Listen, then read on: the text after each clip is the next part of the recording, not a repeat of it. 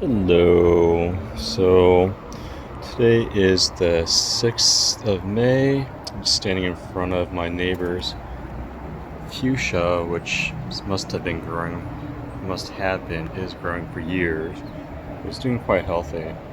I've taken cuttings and successfully propagated into our backyard, and I might continue to do so for this beautiful life of the fuchsia. It's doing wonderful. And I'm just so blessed to have our neighbor's fuchsia just hanging over our side. Truly amazing. But this fuchsia had grown so tall over the decades that it's become a tree and droops over to our side, which I have no problem of. I think this is quite a beautiful. I don't mind what's happened to the fence. I threw wildflower seeds here, and some nasturtiums are starting to grow here. Very cool. There's a point where there's something that I have to do with this side, though, because there's a lot of swelling and water retention when it rains. It's not good. That looks like some palmate leaves, lupine, really leggy, but somehow has managed here. I'm gonna leave them all alone, but yeah, small little thing here. I'm gonna make my way to the backyard where I developed a meadow, but I'm just gonna walk through. This is the blue ray, the Ray Hartmut Dark Star Ceanothus hybrid, and clearly has grown at least a foot in width since it's found its home here. A slight scare before there was some shedding, yellowing, but then what I learned is that it reestablished itself and started foliage within the middle, and looks like he's doing good. Not really worried about any blossoms or anything like that this year. I just want the Ceanothus to really establish itself. And then El Dorado Ceanothus is the neighbor. I know these guys, the blue ray is going to probably occupy this entire space, which is why I've planted it here for its little forever home, so it has enough real estate, and I think this area could really use that.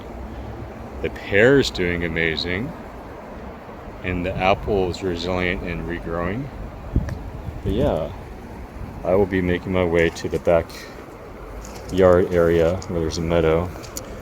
Lance leaf coreopsis has really established itself here with some wallflowers, some annual honesty inside. There is a lupine growing here and on the other side, but it's pretty tough considering the density of the foliage for these coreopsis. As you could probably see, the other lupine is somewhere in there. The iceberg rose that I transplanted from a different location has successfully established itself here and is doing really well. Oh, random broccoli is growing really well. Just enough shade to prevent bolting. A little floret. And same here, a random broccoli has been here. Little florets growing. But there's just enough shade to keep itself cool with enough light. I think the greenhouse is diffusing enough light, and this area is cool enough to where it's staying healthy and is not bolting, so I'm super duper happy about this. There's a nice little broccoli floret there. Let's see. Behind us, a little interesting phenomenon. This is a garden center lupine that I planted here. And see, it's f- flowers, but this time, I've been deadheading it for a while. This time, the flowers are it's flowering, and then above the flowers is actually some leaves coming up back again, which is really weird. Interesting. And then more leaves, and then another flower head. This is my first experience. I don't know if that's normal or not. Doesn't look like it. They normally look like back here, where there's a flower head. But flowers, and then more palmate leaves, and then another head. Very cool. Very cool.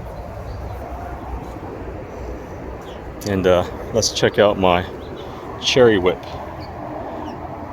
I cut the branch when I established it here, when I planted here and here, and so far looks like it's gone through trauma already, and now it's starting to slowly branch out.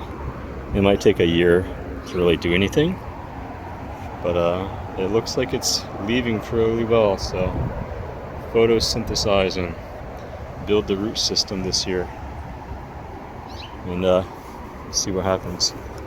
Some more landscape coreopsis just growing on there. Let's see, behind us, I've determined that the sunflowers are winning the race. The Love Lies Bleeding Amaranth was sown here way before the maybe a week before the sunflower seeds.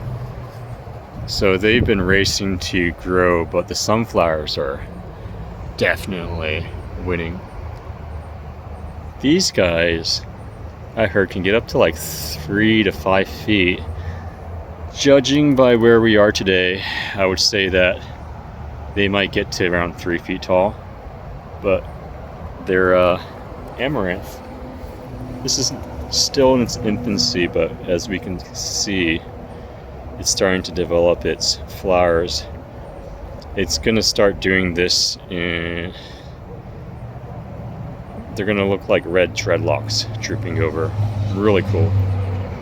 But I look forward to this guy. Really really looking beautiful. Let me just step back so we can get a better scope of their height. Wine barrel for measure,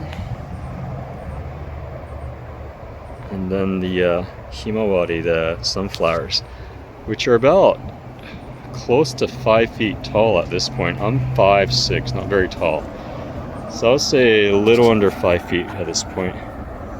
This sunflower is a chocolate cherry sunflower. Unlike the conventional sunflowers, it will have a dark red, chocolatey color flower head. And we have, let's see, 1, 2, 3. There's another one in the background, 3. And these guys are the Black Russians. The Black Russians are also big ones, but they're gonna have the conventional yellow flower head. So yeah, let me step back one more time here. Very cool. I think that in their maturity, they're really starting to grow tall. I mean, I know sunflowers grow tall, but this is my first time like gardening, and my first time gardening a sunflower. It's really cool. I haven't really picked any of the leaves of these shards or these kales. I really need to today. That kale is bolted. These other guys are staying pretty cool. But yeah, look at all those leaves. I really need to take care of them so they can really grow some more leaves. But check out this stem on this shard. Holy, right? I don't want to do anything to this guy. I just want him to grow and have a beautiful life here. Look at that. That's just crazy thick. I mean, that's like as thick as my wrist, honestly. Wow, right? Look what happens when you just let a plant grow. This is a gem corn, so it's like one of those corns that have multiple color kernels. Doing really well here. I planted several of them. This one has established itself. There's somewhere in this patch down there, there's another one over there and over there. So there's a total of 4 corn growing here. My edamames kind of not getting enough light here, but they're still doing their thing. And probably can see a little edamame beans growing. Yeah, there's an edamame here somewhere, but clearly this wildflowers are starting to take over the garden bed. I don't really want to pick them, but I gotta do something here. I've let a lot of these vegetables bolt so I can collect the seeds so they can establish themselves. I figured by allowing the plants to bolt and develop seeds, their genetic expression, epigenetics, their future seedling generations should be more resilient and acclimated to the soil structure and the weather in the San Mateo area in my garden. These seeds came from Japan, so I would say that's a good thing. Now, they thrived here, but clearly the DNA, the genetics of these seeds would be much more acclimated to our soil and our climate. So I think I'm doing a good service here, and clearly there's going to be a lot of seeds. I mean, I could probably have enough to establish a small Amazon store for a seed company if I keep up this kind of stuff. Pretty wild. I'm clearly not going to be able to sell a lot, but I don't have the intention of commercializing anything for use. This is just something that I took interest in when I was injured. This is another garden center lupine. When I was planting, there was a tree root that I came across from the peach tree, and this guy's roots is kind of touching him. When I water, I feel like the mycorrhizal establishment of this particular lupine is really well. The vascularity of the palmate leaves is incredible. It's not like any other ones in the garden in here. I mean, look how the leaves, palmate leaves look. The vascularity is pretty intense. And this guy's been happy ever since he's arrived. Beautiful. This patch has a lot going on. All that was here was this guy at first, and all these other ones were random sowing of dispersal of wildflowers, and so happens that they kind of established themselves here. Some cornflowers, which we're going to see a few have started to open their heads. Some lanceolate coreopsis. There is another lupine, a big leaf lupine that's growing in here. Very cool. So I'm looking forward to this guy as well. Right across the neighbor, there is some poppy, some cornflowers growing. A little wild snapdragon has appeared. Some royal carpet sweet alyssum. Got a pineapple over there. The clematis is growing really well right here. These are clematis leaves. The first set kind of started to die over, and it started to reestablish some new vines, which are starting to grow up here and almost reach the peach tree. My goal is to have it wrap around here, all the way up here. That will be cool. And in the same pot, I threw in some Japanese green shiso, and this is actually a bellflower. It's doing really good in there. So that will be cool to see the bellflower when it establishes itself. So yeah, let's get to it. There's the meadow over here, which is really looking amazing in the first week of May.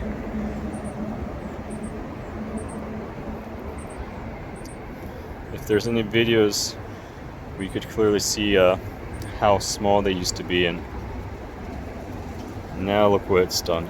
And the plants know that I walk through here, and they clearly keep this little area clear so they don't grow into it too heavily. Amazing. The beautiful memory of flowers. They know that I walk over here so they don't go because they'll probably get pushed back. But these stones, there is at least like half a foot in width across. So even though I say that, look, it's clearly established itself. These canondellas, or these marigolds, look amazing. They've already been deadheaded, and so now they're kind of bushing out. But there's so many little heads that have yet to come out. This is pretty incredible, the density and how they're growing together. Cosmos is kind of trooping over into everything. Yeah, my local birds really hang out whenever I come around. They just like to hang out with me, so I'm all about that. Little guys here over here, they're not finches, but they are of a different particular variety. So they like hang around with me a lot of time. I feel kind of like a nature guy, totally. But they're everywhere. Anyways, back to this. Very cool, right? And then there's some plains, Coreopsis, and look at that. That is so cool. They're all kind of integrated into each other.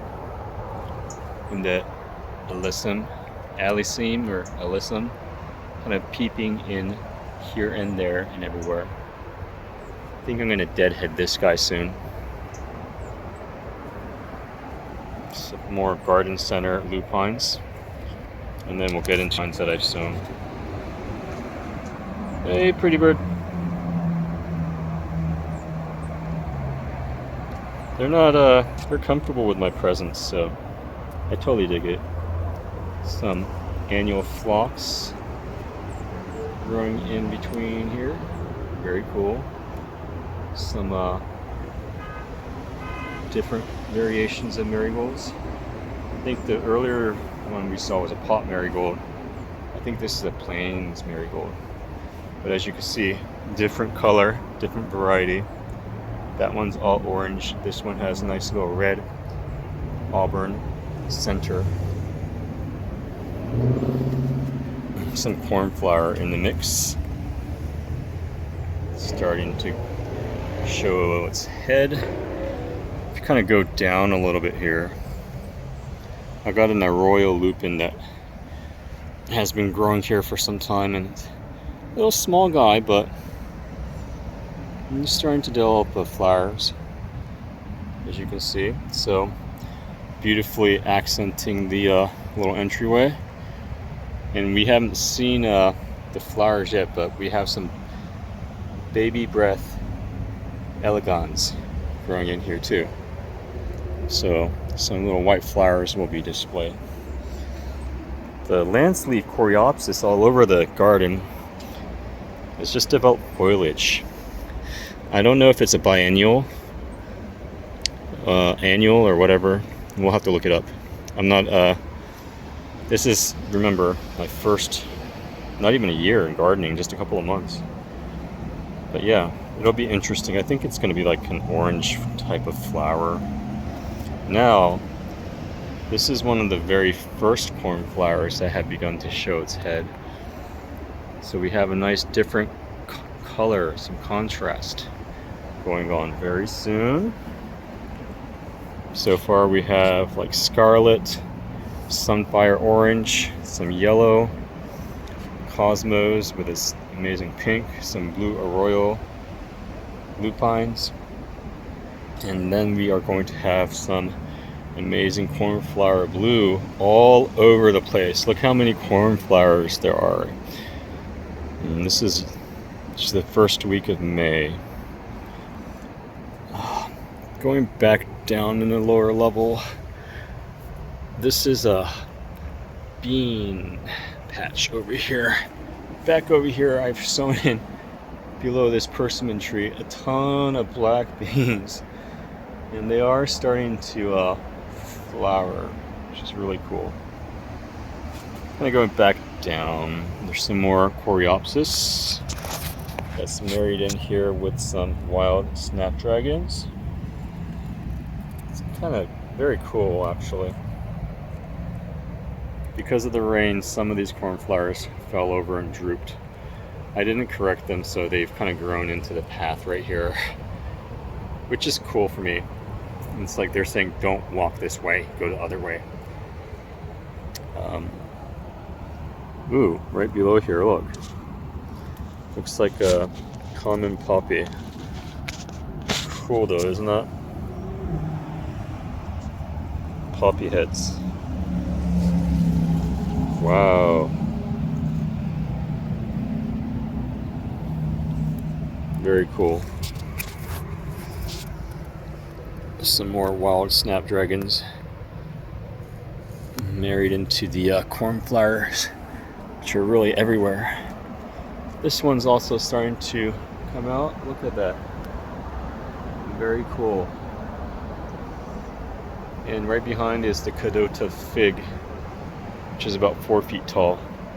So the cornflowers definitely rise into the occasion. In the back are some more lupines that I had sown in. That is like a lavender color lupine. That is your conventional blue lupine. Ooh, more sunflower. There is a yellow lupine growing back there, and another conventional blue. Very, very cool. Just swing around this way. I had to cut around this entire area. I didn't really care to, but I decided upon it. And all the air here, I think, is really helping everybody else out. But all these are crimson clovers, which some of these guys have begun to flower, which is very cool. This is crimson clover. I think I made a good decision, because we're going to have a lot of red clover flowers here, which I think is a nice contrast against the blue and the green. And I picked this up at Golden Nursery, heliotrope. It's been hugging low until recently. It's really shot up, and looks like beginning to develop more flower heads, which I'm really grateful for. This guy's awesome. What convinced me to pick up the heliotrope is that there was a sign that says, "Smell me, I smell like cherry pie." And they really do.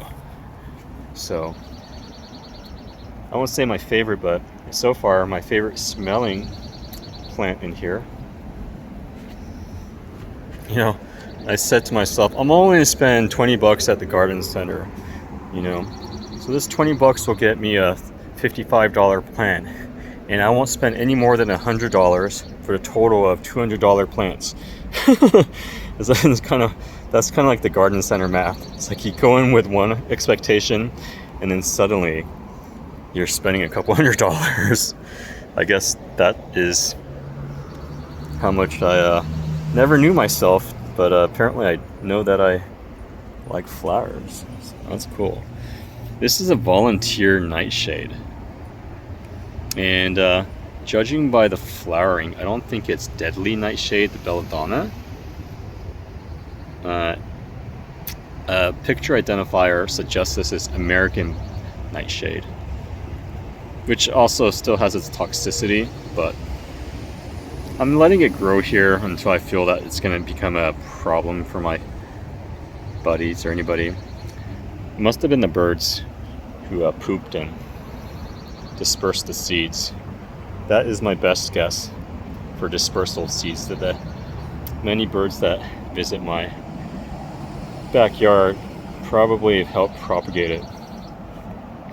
In the corner, yes, I have an extended ladder that's just like hugging this wall. I climb up it sometimes so I can get a better view. Is orange giant amaranth. Legends say that it can grow up to like 10 feet tall, but I don't know how tall it'll actually grow. But that would be nice if it decides to tower up over there. So far it is pretty tall. It's about 2 feet tall. Not bad. Again, 99% of everything that we're looking at here is sown from seed, with the exception that whenever I say I got this at the garden center, which basically means like Home Depot or like Golden Nursery. Those are 2 nurseries that I go to. Everything else is from seed. Let's see, we got some California poppy growing in here. Very cool. Common poppies. Very cool. Snapdragons sown in here. And of course, the garden isn't without cornflower, which is abundant and everywhere, as is like right in front of us. And this guy is, again, cornflower's got a very beautiful, very unique look. You see that? A little bit of red, yellow, and then the blue head coming out. My lupines that were sown from seed definitely have a different kind of look. Those garden center are very low growing. And perhaps that Russell lupines that I have here, yeah, those are staircase lupines. This is a Russell lupin. Russell, yeah. These are lupins here that are both very tall and different colors than your garden center. Very cool. And I was going to say maybe they're a little bit leggier because they have had to compete against the clover. But I think it's got a nice look. I'd rather have tall lupines than low hugging ones. Some more cornflower. Just created like a little gate here. Let me just go back. Let's see. The avocado's been doing good until recently. The clovers have really shot up, so they've almost kind of engulfed this avocado, but the avocado is still doing very well. Very well. There's a whole lot of snapdragons growing everywhere. And poppies and cornflowers. If we turn around. Oh wow. Am I disrupting you guys? There's like a bunch of moths here that are doing something. I'm not sure what they're doing. Maybe they're making babies. But they're all hugging around right here. Very cool. I'm not going to disturb them. But clearly they're doing something, and the third one's like trying to intervene. I think they're mating or something. I don't know what's actually going on. But they definitely like the Love Lies Bleeding Amaranth, which is what I sown in here. And right next to it again is a nightshade that volunteered into the garden. And again, I don't know the particular variety. Some baby's breath elegans, common poppies, lance-leaf coreopsis, plains coreopsis, clovers. There is a lupine growing in here and there. This is a perilla that's growing. This is this place that was last to grow. Everything was stunted here for a while. I went to Half Moon Bay, brought sea kelp, let it like marinate in water for like a month, and then aerated it, and then chopped it up and sown it into the, and then mixed it into the soil here. Topped it with chicken manure, and then gave it about a month before I started throwing in seeds, and here we are today. Soil biodiversity. The fuchsia here is the one that propagated from my neighbor's tree, and it's doing very well. I tucked the branch in here around late December. Just kept watering. It didn't look like anything was happening, and then somewhere around the middle of January, I think, leaves started forming. And it was actually pointing that way, so I kind of pulled it and kind of straightened it up so it comes this way. And so far, this guy's been doing very well. Fuchsia. Very low growing, but as you can see, starting to rise up. That stump is about 18 inches tall. So, stump for measure. Now, in front of the stump was bare soil for a long time. I sown in my first set of lupines right here. Yep, my first set of lupines right here, and here we are today, close to 4 feet tall, with some light baby blue, very beautiful color lupine, nice lavender, and it gets darker over there to its blue. There's at least 12 plants here, 12 seeds that are growing independently, so this is not one plant. There is a density going on here, but they are doing very well. I did feel like there's going to be competitive inhibition of some of the plants, but they are communicating and sharing this area very well. It has taught me a lot about just how complex and sophisticated plants are. Very intelligent. There's a lot of empathy, I would say, in plants. Now, that might sound goofy to a lot of people who think plants can't have feelings. Well, in my perspective, I think they do. And they definitely recognize the energy of some entity like a human, which cares and provides and considers and doesn't try to intervene much, which has been my goal here. A lot of this has just been untouched except for the path. And they are doing very well.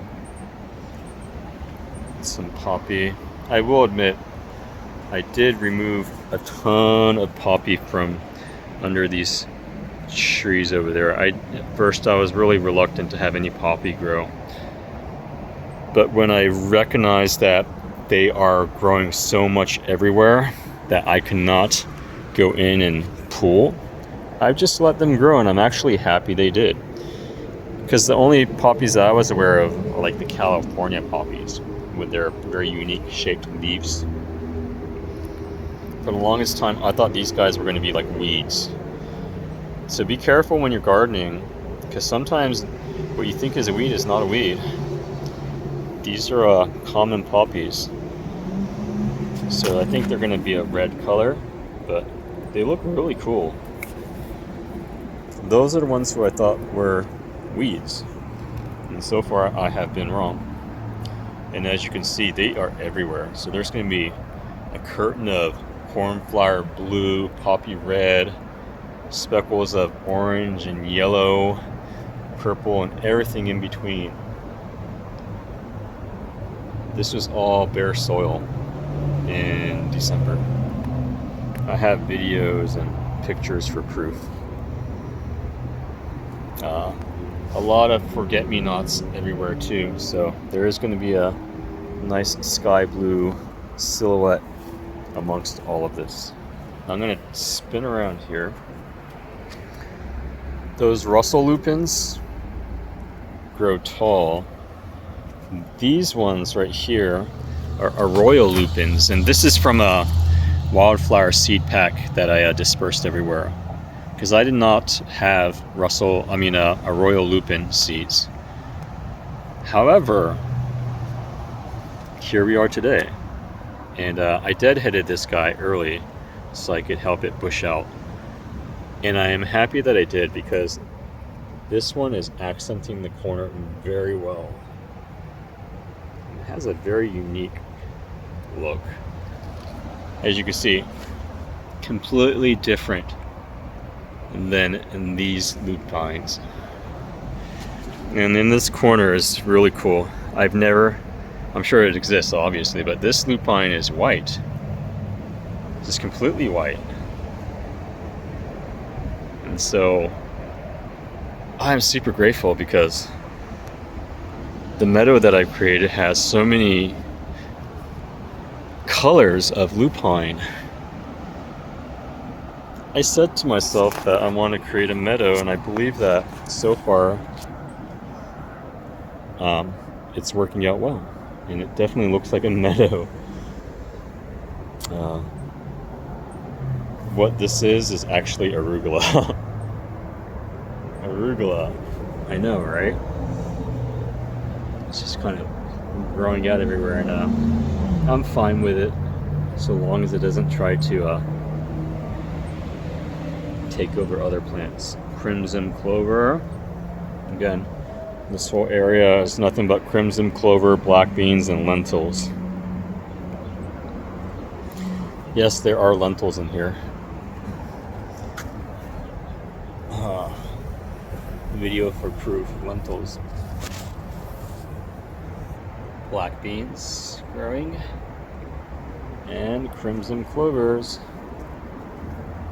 That bunny is about 18 inches tall.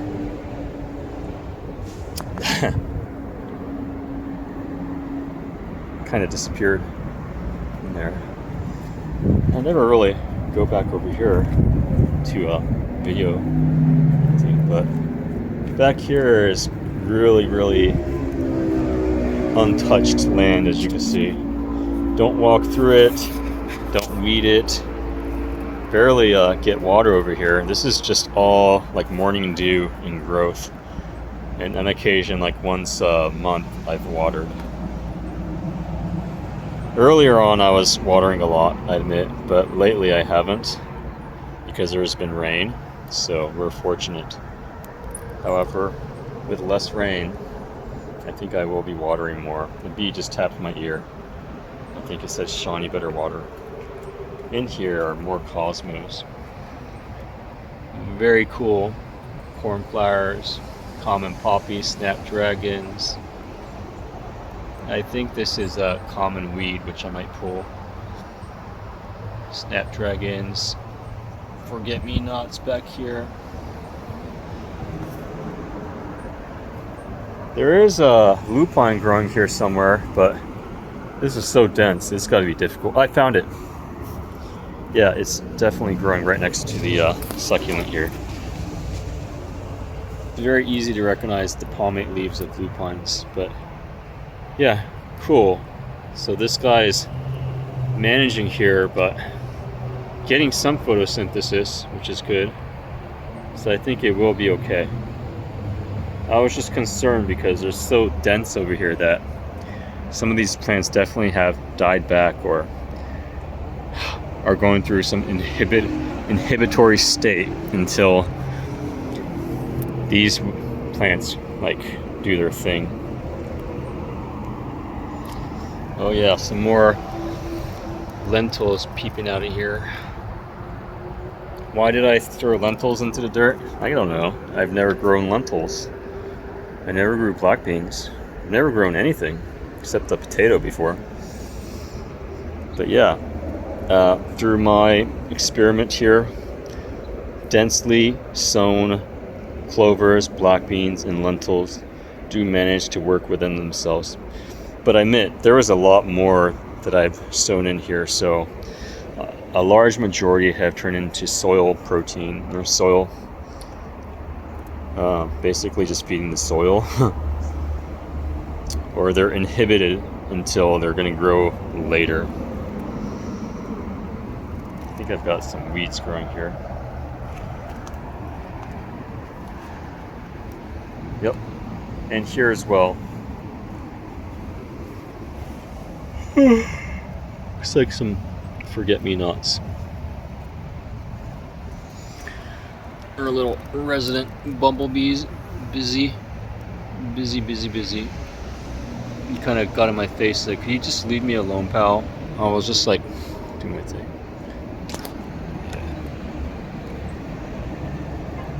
Yeah, that bumblebee's got a lot of pollen all over the place. It's getting busy. Look at him. It's just like it's just smothering itself with pollen. This is what I wanted. I wanted to make sure that this garden here is complete. Like, there's no chemicals or anything like that. No chemical fertilizers. It's just, if anything, I concoct a biostimulant composed of active yeast and molasses and essential amino acids and some other ingredients. But that is about all that these guys receive, and it's not them, it's the soil that really receives the biostimulant that I create. So I guess you could call that a fertilizer or a homemade fertilizer. But yeah, nothing from the stores. No chemicals like that. Baby's breath elegans kind of coupled into the marigolds here, looking fancy pants. Yeah, that bumblebee was going to town. A different angle of the lupines. Yeah, that stepping stone covers a terracotta that I buried in here, which I fill in with water every now and then it's just slow release into the soil. Helps keep this area moist.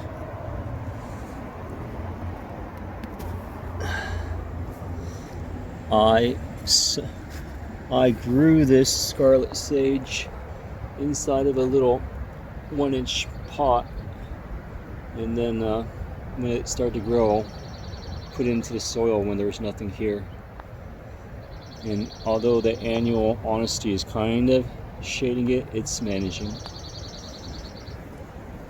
Little cornflower gate in between. And your Safeway sage that was packed inside of some plastic to be eaten, I planted, and it's growing in there. Our American plum tree, I had to set up this tent to prop it up so the branches stopped drooping over, and I think it was a good move because I think it probably would have snapped later on. And just glad I made that decision. Here is this is a different bumblebee. No, this is the same guy. This guy is, holy crap, he is a busy bee.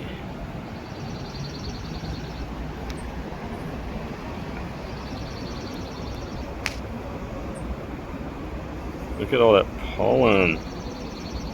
You are doing an amazing job, my guy.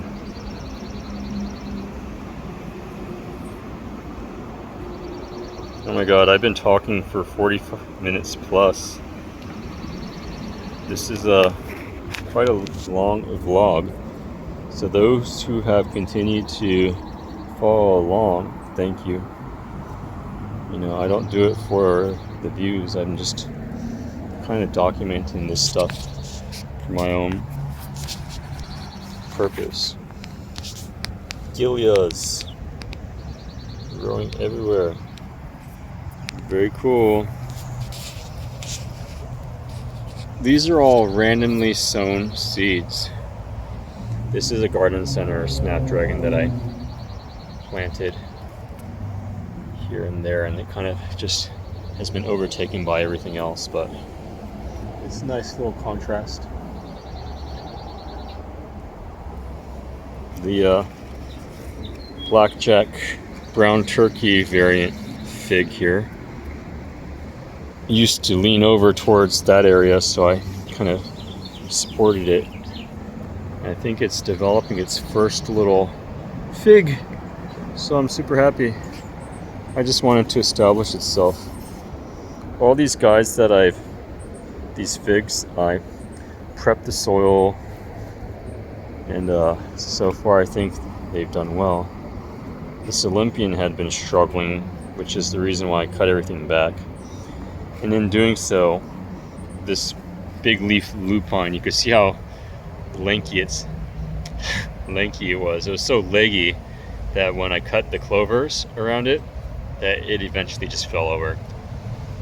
But even in its falling over, it's still living. But now, because I've cut everything back, I think it's finally able to start growing, and so it's establishing a new little leaf, and hopefully it'll keep doing so. Yeah, very cool though. I want to go back to those moths real quick. I feel like something interesting is going on over there. Oh no. So this is a cornflower that has fallen over from the rain. Yeah, it feels like it wants to just stay down there now. But I don't want you to just kind of, I don't want to like mess up its stem either. But maybe later I will bring over some bamboo and prop it up right. But for right now, there must be a way to kind of lean it this way.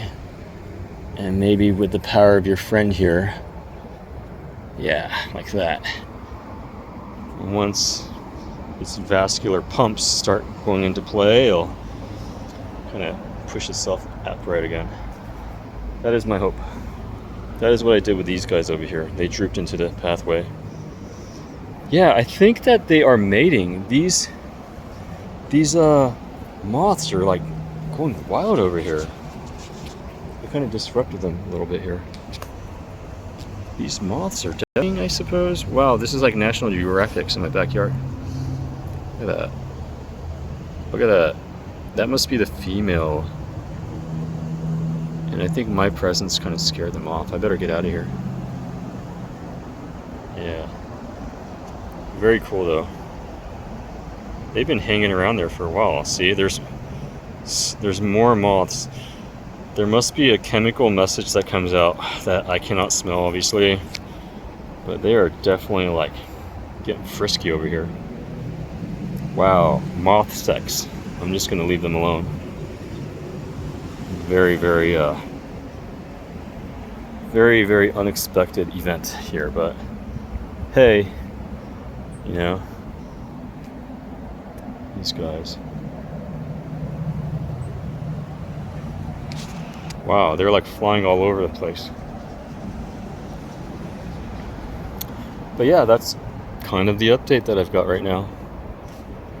Just was inspired by the first cornflowers that are starting to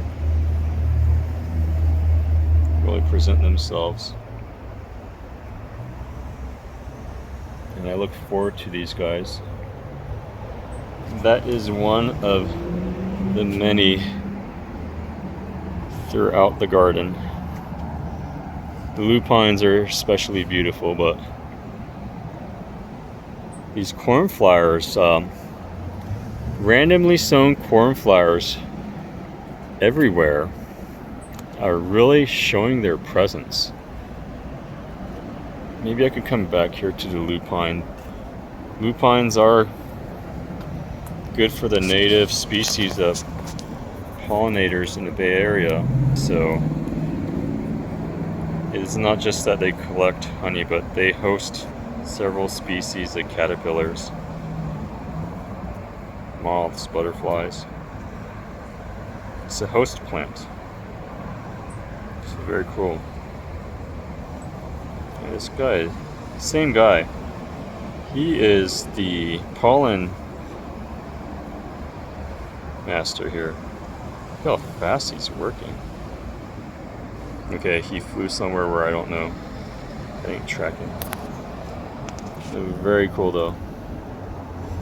Another interesting situation before I kind of leave for today is that my bolted vegetables, both the local finches and the juncos love these.